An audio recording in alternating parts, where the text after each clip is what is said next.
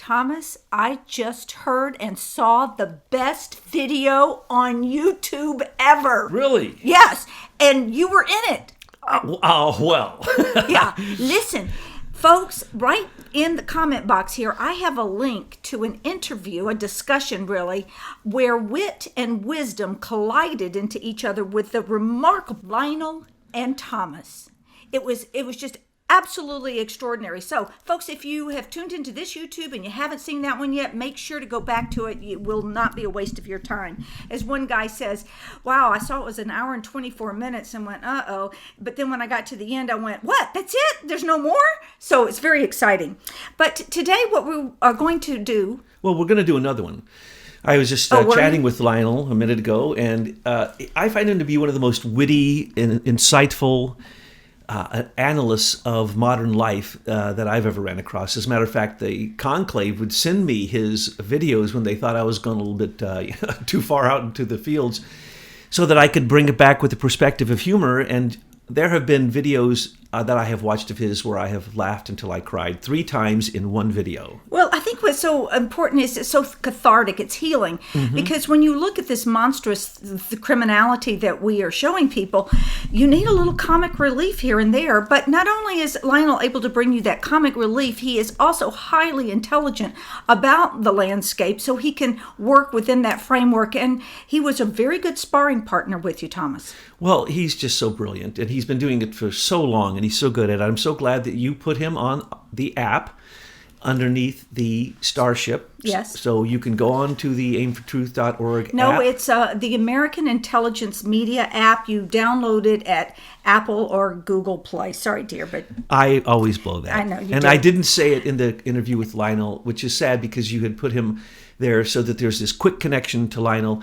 And I'm telling you, when you need some relief from the pressure of some of the insanity of the world, he says that his job is to show the stupidity so that you can see the truth and basically laugh through it so anyone can see the truth. And we get caught up sometimes in the details and we don't get to see the big picture or get a little distance from it and get that perspective. Okay. And a few other little housekeeping items. And people in Germany ask you to slow down because English may be their second or third language, so they're having a little bit of a difficult time following you. So the next time you interview with Lionel, would you kind of slow down the pace? Now, don't answer me because we got to move on to important items. Well, are you sure that I have to slow down because you sure people can't understand me? Oh, no, right, sorry. Right. Well, Betsy wasn't there kicking you under the table. Exactly. Okay, now today we're going to talk about FISAGATE. Thank you to our folks at State of the Nation for giving that the moniker FISAGATE. We want to follow up a little bit on Michael Horowitz. Now, if also in the comment box below, you will see an article that we wrote about Michael Horowitz, and you will also see a video that we did. Now, a lot of folks have come out and they're really upset with us because they want to believe that Michael Horowitz is a white hat. He's coming to save the day. And I think the intent of our I know that the intent of our article was to make sure that everyone out there knew his biography, because your biography will speak to where you're going in the future. And whether he goes there or not really wasn't the point. It was to make it apparent, evident to everybody just who this guy is, where he came from, who he traditionally has protected, and what might occur. Then we followed up with a video where we gave an update of what's going on. Now it's time to give you another update of what is unfolding. So, Thomas, without further ado, take it away, slow and steady. Well, Betsy, I don't know where to start. Because when we look at this, it's all interwoven together. And recently, one of the conclave members hammered on me and said that I was being too hard on Michael Horowitz and that I need to go back and look at House Resolution 6450. And I did. And it's most amazing. So I did some further research because, as Betsy pointed out, we'd already said that, Horowitz has been raised to become a D.C. fixer, a Washington District of Columbia fixer, a lawyer who is crooked. And you can see by his biography, as Betsy pointed out, that he went through all the normal routes that lead to becoming a Robert Mueller or a James Comey or a Rod Rosenstein or Andrew McCabe. These are people who are groomed and put in specific jobs one after the next. Well, he followed all that. So we said, oh, he's bad. We also said, because the mainstream media lied and they did not show his letter, Michael Horowitz wrote a letter about the following. Remember when you heard the shocking reality that Bruce Orr, working for the Department of Justice, was basically busted because he was meeting with Glenn Simpson and Christopher Steele, Simpson from GPS Fusion, who paid for the garbage dossier, the Trump garbage dossier, which was created by Christopher Steele and others, Fusion, especially Nellie Orr, Bruce Orr's wife, who had already been working for the CIA, went over and started working for Fusion GPS, and it becomes the mess that we know of. And then we also heard that it was released from Michael Horowitz's Office of Inspector General investigation that started on January the 12th, 2017, ordered by the Department of Justice, Trump's Department of Justice. And so he's been working ever since. And we heard that he released the information about Bruce Orr, Peter Strzok, and Lisa Page. And then James Baker stepped down from being the head counsel of the inner core of James Comey's FBI. We heard about Andrew McCabe being called out for this and that. We heard about a few things like that. And you thought, well, wait a second. That isn't normal procedure. No inspector general during an investigation releases anything to the press about the investigation. That's just common sense. It's a continuing investigation. As a matter of fact, Rod Rosenstein stated when he was in front of Congress the other day, again and again, I can't talk about that because there's a continuing investigation going on by the Inspector General, Michael Horowitz. So he has used that as an excuse, Rod Rosenstein, who, of course, is basically in charge now of the DOJ in most areas that would have to do with the Michael Horowitz Inspector General investigation, or the Judiciary Committee, Oversight Committee, and this Intelligence Committee, both of the House, and then, of course, the Gang of Eight.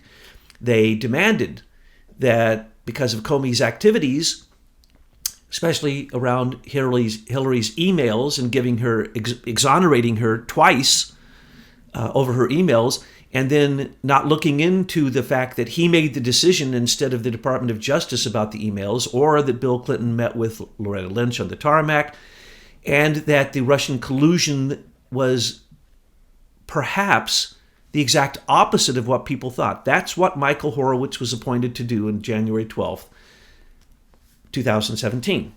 So when these releases came out, I thought... And we're talking about the releases of the texts. The releases of the information about Bruce Orr, and Nellie Orr, Peter Strzok, Lisa Page, and those things. Here's what really happened, because I didn't know this until I first went back and saw that there was an adjustment to the 1978 laws that govern inspector generals. And so in December of 2016, a law was created that broadened their scope. And so many people are saying that is why the white hats are coming out of the Department of Inspector General. Mind you, there's, I believe, 78 inspector generals in the federal government, one for practically every section. There's one for the Congress, which I'll talk about in a minute. There's one for the FISA court, which I'll talk about in a minute. But the one we're talking about now is for the Department of Justice.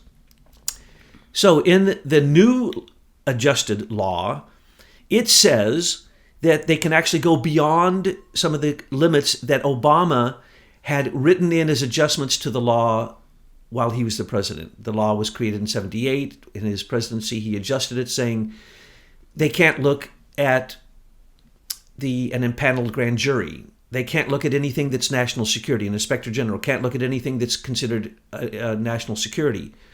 Or the people conducting the investigation might tell the inspector general, no, you can't look at it, it's national security issues.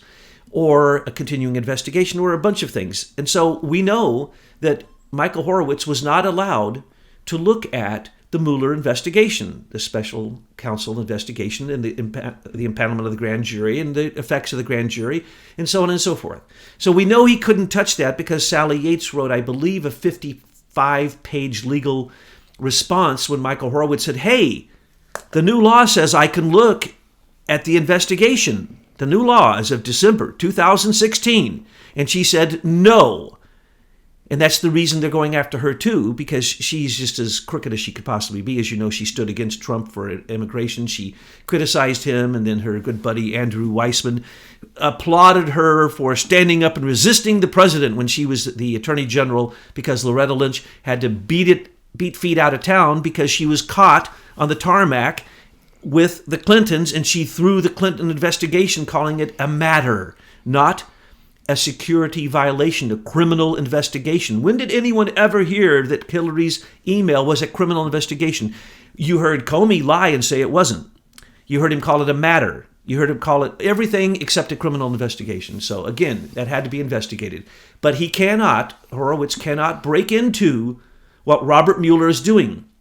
So, how is it then that the investigator, Michael Horowitz, reports to Rod Rosenstein if there is anything he's found that is a crime during his investigation? In other words, he would at that point recommend an indictment or a special counsel to his boss. And in this case, because of the topic of what Michael Horowitz is doing, his boss is Rod Rosenstein because, of course, Sessions recused himself in relationship to all these things. So we have Michael Horowitz and Rod Rosenstein, and then we have Rosenstein came out and said, and he lied, and Michael Horowitz wrote a letter, December 16th, 2017, where he says, I did not release that information. I was asked if I, as the Inspector General from Rod Rosenstein's office, would I allow there to be release of some inappropriate behavior of people who are part of the Mueller investigation and then take action. Well, that's just lawyer trickery. Yes, because then what did Michael Horowitz say? He did not respond in writing. He responded the standard response you'd give anybody. Well, that's completely unusual. That doesn't happen. I'm in an investigation. Why would we release that information? So on and so forth. And you'd have to get this permission, that permission. You'd have to have it looked at by this security, that, blah, blah, blah. So Rod Rosenstein took it to one person, not even a senior person, and they said, oh, no, that's okay. You can release it. So when we found out that he took Bruce Orr, who should go to jail, and I pointed this out before, that when this was released, it wasn't Michael Horowitz who moved Bruce Orr into the HR department and moved Lisa Page into the SEC and moved Peter Strzok into HR. Orr went into a lesser position, and Page went into SEC. Baker, stepping down, moving into some kind of position. We heard he had stepped down, and now we hear there was a lateral change. We don't know where he's gone. Isn't that just another way of covering up the crimes of these swamp creatures? I mean, really, let's see, what do you choose? Do you choose to be indicted and go to prison, or be demoted into the HR department? I mean, really? So, yes, exactly. It's complete nonsense. So, it was Rosenstein who did that. And he basically violated the tenets of the current investigation, which before Congress he said he couldn't even answer their questions because Michael Horowitz's investigation was going on, and he was waiting because Michael Horowitz has $100 million to do his investigation. Literally, I'm not making that up. $100 million to do the IG, which can't even look at the Mueller investigation, which those are the same exact people who conducted the counterintelligence action against Trump out of the FBI counterintelligence department through William Priesthap and through Peter Strzok and through the Department of Justice, through Loretta Lynch, later Sally Yates, and then their National Security Division through John Carlin, who's already stepped down and tried to run away. Now, that's the Inspector General side of it. So I have to say that I want to take a few steps back. I had said a number of things that were pretty harsh about him. I will continue to say some harsh things about him. For instance, he will not conclude until Mueller concludes. And then he will have to look at the outer effects of what Mueller did. So in essence, he's there And if he was following the normal DC fixer routine, and he certainly has a biography that says he is one of those people, is simply covering up the trails and making the evidence disappear. But I'm not sure that's what's going on fully. We have to wait and see. And I said this before, we have to wait and see. We don't know.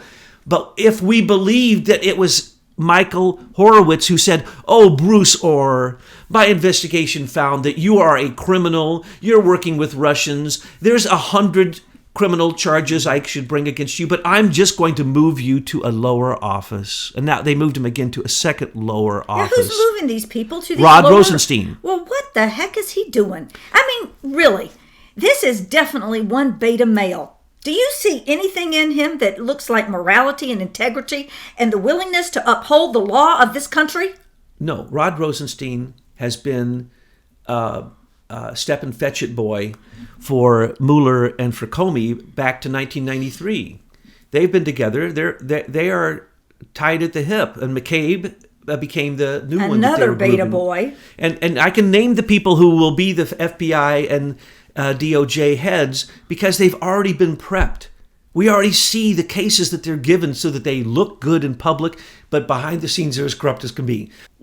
That's the outline. Had to frame the picture for Michael Horowitz. We still have to wait to hear his report. 1.2 million pages supposedly have been written. It's now even more. They supposedly were turned over to somebody. I haven't seen anybody say anything about any of the content of those pages. Well, it takes a while to go through 1 million pages, Thomas. Well, that's also the way that you standardly sink the investigation or people interested in it. You overwhelm them with information so that they can't possibly assess all of it. Mm-hmm. Now, some of the things that I've heard one person who said that they were addressing the content of Horowitz's report, and it was nothing that we didn't already know. So I am not going to come down on either side of the fence at this point with Horowitz's report, because now Horowitz is going to have to change his report to align it with FISAGATE. Well, I think that the memo. Before you go there, Michael Horowitz, if you're listening, we know your biography. We know what you were put in place to do based upon your biography. We're watching you. Citizens out here have now a lot of intelligence. I'm not talking about just information. We've put the pieces together. We see the intelligent landscape of what's going on in Washington. And your report, it better damn well show Betsy more than what Betsy knows. That's right. And it better recommend indictments and special counsels to be appointed to go after the people that you have collected the evidence on. An inspector general collects the evidence to give it over for an indictment or for a special investigator. Okay, you have things you want to say about FISAGATE before we wrap it up? No, we have to say a lot about FISAGATE. Okay. So here's what happened. Thank you, Devin Nunes, who one day was at the Capitol and someone walked up and whispered in his ear, "Come with me to the White House SCIF. I'm going to show you something that's going to cause a constitutional crisis." So they took him there. Whatever he looked at, he told us it was violations of unmasking and violations of FISA and a record of terrible violations. We've never even heard what those are, except to know that Susan Rice finally did admit that, yes, she did unmask a lot of people. She didn't say who. Then that went to sleep, didn't it? That's the normal DC way. You get the lawyers involved and everything goes to sleep. You get the politicians involved and even congressional investigations simply go to sleep. They do nothing. But in this case, thank you, Devin Nunes. They were so upset with him that they knocked him out of being the chairman for a while of the House Select Committee on Intelligence. So then what happened next? Well, then the Judiciary Committee, Oversight Committee, and the Intelligence Committee demanded the Department of Justice and the FBI give all records concerning the tarmac meeting, Comey's determination on what he did with Hillary's email, and any information they have on the what I call the garbage dossier, the supposed collusion between Russia and Trump dossier, which, please read it. We've posted it. Please read it. It's garbage. Then you'll know that they have been debating garbage and lies over this the entire time. Anyone who reads that believes it is an idiot. And I'm not exaggerating. Please, please, please read it and you will see what I'm talking about. So When they demanded this, the Department of Justice, Rod Rosenstein, and later Christopher Wray, 3 times refused to give those documents. And then finally, on the last day, at the last date for the 3rd request, they called the Gang of 8 and the chairman of the Judiciary Committee, Oversight Committee, into a skiff and said, here it is. And what we saw in the newspaper, it was 1,754 pages, and they said they would give 251 more pages later, but they had to still be redacted. And so you think, okay, a couple thousand pages, good. Maybe we'll find something out. Probably not. This came out of a crooked DOJ, a crooked FBI working in collusion under the guise of national security, hiding the people who did it in the FBI Counterintelligence Department and in the National Security Division of the Department of Justice. So when this information had to be gathered because of Congress demanding it, Nunes went in and looked at it and said, well, there's too much to read. So he had some of his staff do a compilation, they call it. I would call it an executive summary, an index, and it probably has, a meeting on the tarmac, and then, click here for these documents, because it's not in paper, it's all digitalized. It's on a computer. They're reading it from That's the why computer. they haven't had any leaks. Nobody Correct. can take out a piece of paper. Correct. And it's top secret, so anybody who leaks it. Now, the most amazing thing to me was... the top secret thing, Thomas, really, that's just to hide their dirt. You want to hide dirt? Call it top secret. Then nobody can see it. I mean, this is so transparent what they're doing. They called it national security, and as I said from the beginning, we named who it would be. We named how they would do it before the Mueller investigation ever started. We pointed out it would be the Counterintelligence Department of the FBI using the excuse of national security to not even inform the president. You don't even have to inform the president if you work in counterintelligence. Don't get me started on that. So, what is being called the memo, the 4-page memo, people are responding and saying, no 4-page memo can take down D.C. swamp. No, yes, it can. It can take down the entire Democratic Party, because we've now heard these people who have read it say people at the top will go to jail. This is worse than collusion. It's the worst thing they've ever seen. This is like Russia. This is a palace overthrow. This is a coup. Wait till they read the full reports that the American intelligence media put out over the last few years. Exactly. Now there is a download. We've been telling them exactly who to go after, Name, to convict, dates, places. indictable information all along, and that's what's coming out. As a matter of fact, I can name the things that will be in those 2,000 pages. That's not hard to figure out. There's 36 pages that came out that were the talking points given out by the DOJ to everybody to try to cover up the tarmac meeting between Bill Clinton and Loretta Lynch. Okay? That's part of it. We know Comey's computer was seized, and that's where a lot of this is coming from, because Comey was a little sissy who wrote his notes because a long time ago he and Mueller determined and created this amazing thing that if you work in the FBI or the Department of Justice and you write down something, it's true. It's automatically true. That's the reason he kept saying, I want to release my notes. I want to release my notes that every time I talked to Trump, I wrote notes. I want to release them. And he did release them, and he leaked them again and again. He kept releasing all of his October surprises starting back in April. And the reason the whole thing fell apart is because he is an idiot. And he was not following the teachings of his good mentor, Robert Mueller, who he's been in hedge funds with him. He's been at HSBC with him. They worked together. They couldn't be any closer. So how was it Mueller? And we predicted that Comey perjured himself so he could get a special counsel going for the investigation. We knew this even before Trump fired him, and we named it would be Robert Mueller. Okay, this is not hard to follow, the path of evil. This is standard operating procedure. Well, they all go through WilmerHale. If you're a young attorney looking for a bright career, these days you probably don't want to go to WilmerHale, because that's the first thing we look at when we look at someone's biography. WilmerHale is one of the biggest corrupt lawyer firms in the world. They're actually representing...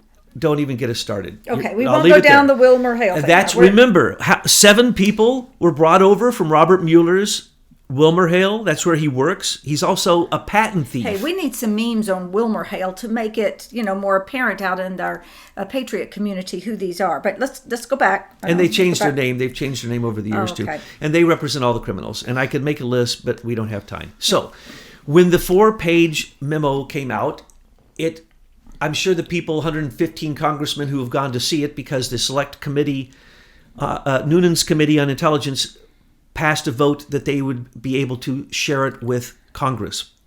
So they invited all Congress people, everyone in Congress, to come to the SCIF and to at least read the 4-page memo so they'd know what was about to happen, because now they're going to take a vote to declassify it from top secret and give it to the public. When it comes to the public, for those of you non-believers, what this is going to show is the largest corruption in our intelligence agencies in American history. It's not just going to be Comey. This is going to be James Clapper. And the only one who's going to come out not so bad will be Admiral Rogers, who in April of this year, and this we're going to jump over now to the Office of Inspector General, had already done a report in December of 2016 that said that the NSA and the CIA, for their international warrant requests, were in complete non-compliance. And we did a report on this. You can read about this. And we gave all the statistics. In one single request for FISA, the Foreign Intelligence Surveillance Act. Thank you. And the court, so the FISC, said that they would grant a warrant for surveillance on one individual who was outside of this country. In that, and this was used as an example in the Office of Inspector General's report of December 2016. They said 151 million Americans were swept up and for over a year were surveilled as part of one single warrant. Now, they showed that kind of abuse, but worse than that, Rogers went in April after that and said, I want an audit of all the queries that have been done. Now, if you followed Vault 7, you know that there's a thing called Tor. There's many different systems that are used by the Intelligence Committee that you can go in and do queries. And when you do a query, you get everything. You get all the surveillance. You get their active cell phone right there in front of you. You get who they're talking to. I bet you don't get anything on James P. Chandler because he cleared everything off the internet. I mean, these things can be used to find people, but they can also be used by the bad guys to keep their names out of the queries. James P. Chandler is the person who wrote the laws that made this type of surveillance possible. He wrote the Espionage Act. He was in the National Security Council. So when you refer to him, you're talking about one of the leaders of this. So we know that this, through the Global Engagement Center, the Board of Broadcasting Governors, the Department of Defense, does this. This is what they do. And so when they did this, they were mostly, they were completely out of compliance. So the international warrants were one thing. But inside of America, there are also in the department, in the FBI Counterintelligence Department, they do international warrants also. And so when they went after, say, Manafort, that had to be a FISA court warrant because Manafort, working in Ukraine and trying to get his money laundering charges, they would have had to have done a FISA court warrant on him. They would have had to have done a FISA court warrant on Carter Page because he was working in Russia all the time. To say he was connected to Russia, yeah, he worked there before he came to the Trump campaign. He never once talked to Trump, and he was mentioned in the dossier. Manafort was mentioned in the dossier. Michael Cohen was mentioned in the dossier. Everyone mentioned in the dossier practically is suing the people who claim they wrote the dossier. Now the people who funded the dossier, John Podesta, Hillary Clinton, say they don't know anything about the dossier, and Fusion GPS's records have been subpoenaed, and now they know that Fusion GPS actually paid Franklin Foer for the fake Comey-directed, FBI-directed counterintelligence attack against Trump, with the myth that there was a Trump Tower server getting money from Alpha Bank in Russia. Oh, by the way, the three people who are connected to Alpha Bank are suing Fusion GPS for that lie. The guy that they accused of being the hacker of the DNC in the Russian garbage dossier is suing. Alexei Gubarev, he's suing. Carter Page is suing a couple news agencies for reporting this. So what is happening now is everything is crumbling, and everything comes down to, they keep saying FISA warrant. No. The FISA warrant will show the corruption, but we already know the corruption. You can look at the Inspector General's report. You can look at the report that was written by Admiral Rogers. And that's the reason Admiral Rogers is stepping down. Remember, Admiral Rogers is the one who went to Trump and told him he was being surveilled in Trump Towers. 2 days later, Trump and his whole team moved to Bedminster to his golf course because he was being surveilled there. This is all going to be part of this. But there's much, much more. I could go into probably 20 things that will absolutely be in that 2,000 pages delivered by the FBI and the Department of Justice to those committees. That's in the SCIF that is, in essence, the 4-page memo. Well, if people want to know that, we'll let them put that in the comment box. We're going to see it anyway. I want to first off say thank you for the hush over D.C. Evil right now is imploding. And the senior executive services are filing for unemployment. That's Obama's army, if you didn't know. Believe it or not, the 9,100 senior executive service personnel who get paid more than even senators, in some cases more than the president himself. And Chuck Schumer fired that shot. I mean, he's the one that put them out on the streets. They're all non-essential. Yeah, they're not there today. Out of here, gone. So all the people who hold up back. Who maintain the status quo and hold up the bureaucracy from moving forward are all non-essential personnel, and they're not working today. So believe it or not, for the first time, we have a moment in U.S. history since the time of George Bush coming to be vice president. And we can breathe. And you know what? We do not need to give those folks back pay. Military, yes, but not these people in D.C. that have been thwarting the will of the people. Well, now the people are going to thwart some will on them.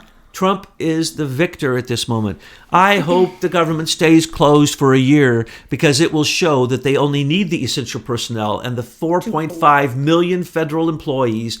We don't need most of them. Put everything back in the state's hands. I mean, we've gobbled up too much power, and it is obvious that they cannot handle this kind of power. It has become a corrupt cesspool, swamp, stink, criminality running rogue. Now, if we took this power and we spread it out among the 50 states, who then spread it out among their communities, we would decentralize the worst thing that we've ever seen in our lifetimes, which is the total corruption of our government. Computerization and the ability to have scalability on the level of social media created the possibility that the intent of 1871 and the founding of the Fed and all these things that have led up to the overthrow of America's republic, which is now being overthrown by a second American Revolution led by Donald Trump. What is happening is centralization. The evil of centralization, just as you said, Betsy, it needs to be pushed out to the states. Give the money back to the states and stop playing like the federal government has control over anything besides the very limited aspects given to them in the U.S. Constitution. Now, let's go back. Why did Trump write the executive order? Why did Trump say pass 702 when it went to Congress? Because he knows of the investigation. Absolutely. He has already seen the IG report from FISAGATE, and he came out and said, don't worry, people, I've taken care of it.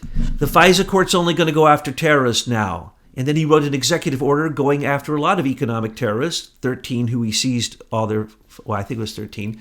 Under 20 of them, he seized all their funds, and 39 others, he's probably seized them by now. Anyway, he's done a workaround.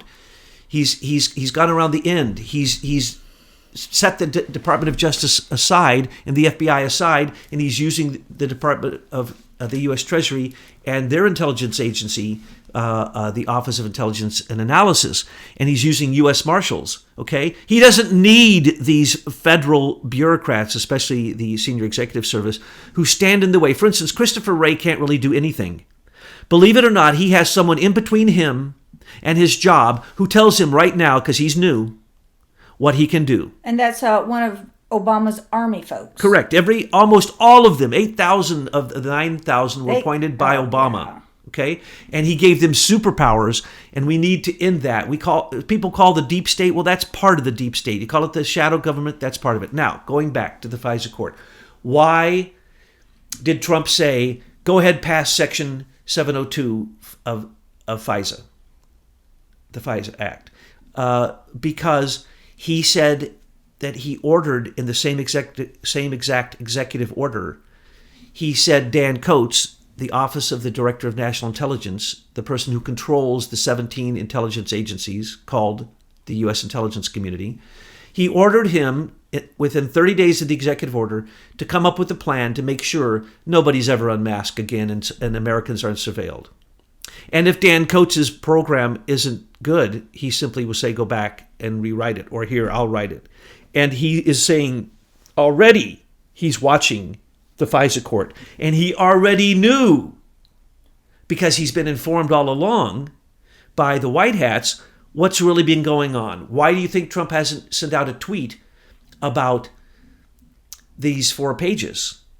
He's letting others do the dirty work. If he accuses anybody of anything, it'll turn into a big storm, because they'll just say he's being horrible. But if he lets Nunes and the other committees do this, it will happen. One thing I'll say finally, and that's that an Inspector General of the House of the Congress did an investigation on Imran Awan's espionage and found that it's worse than anybody has ever known. It's one of the worst cases of espionage in history. And the Inspector General recommended a special counsel to be appointed, and that the Inspector General actually pointed out that the espionage and the theft of all of 80 congressmen's sensitive material, the content, well, we won't go into that. Let's just say the espionage continues, according to the Inspector General of the Congress.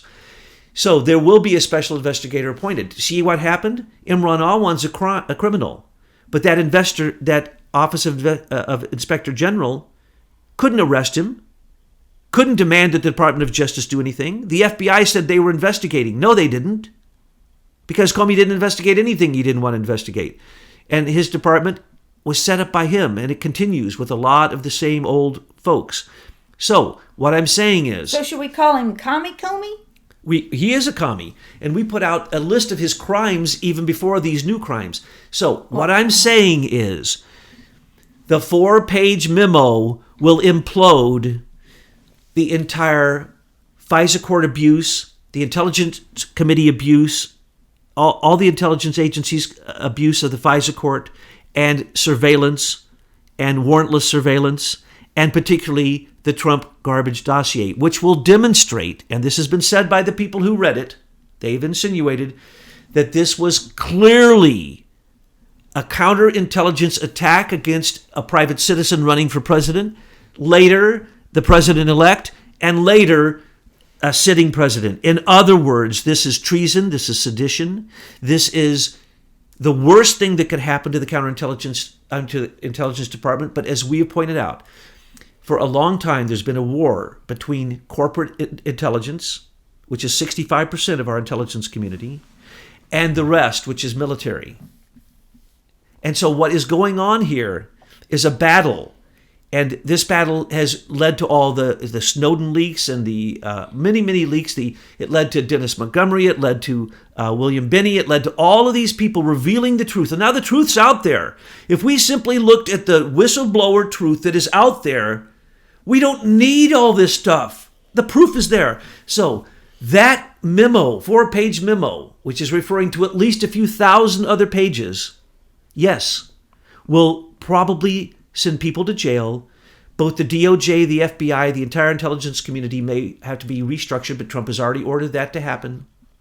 The FISA court will be limited, and thank heavens we will find out the true people who actually did hack the DNC, who breached the DNC, who breached Podesta's emails, who breached Hillary's emails, who breached Pelosi and her DCCC's, all their emails that went out into the DC leaks, who took the espionage stolen material from 80 congresspeople. That is finally going to be investigated. And we have said all along these things are connected. And in the end, who will they find out put those Russian footprints in the DNC server? The person we named, Dmitry Alperovich. Yep. Hey, look, right now, every one of you out there, you need to pressure your congressman to release those memos. You focus on that. You send down your memes, your hashtags, your tweets. You put so much pressure on these criminal thugs, they have no choice but to release it. And when they release it, people, we're going to rise up. We will not take any of them being demoted or moved to another department. We want the full accountability of the rule of law in this country.